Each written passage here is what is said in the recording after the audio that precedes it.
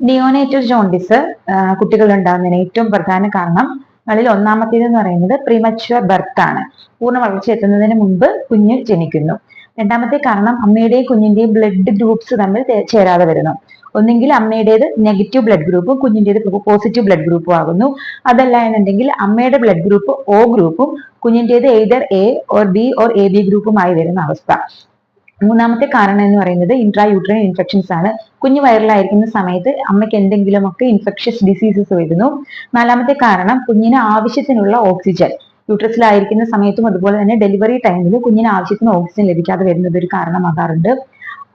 അടുത്ത കാരണം എന്ന് പറയുന്നത് കുഞ്ഞിന്റെ ശരീരത്തിൽ G6PD എന്ന് പറയുന്ന ഗ്ലൂക്കോസ് വിഘടനത്തിന് ആവശ്യമായിട്ടുള്ള എൻസൈം ഇല്ലാതെ വരുന്നതാണ്.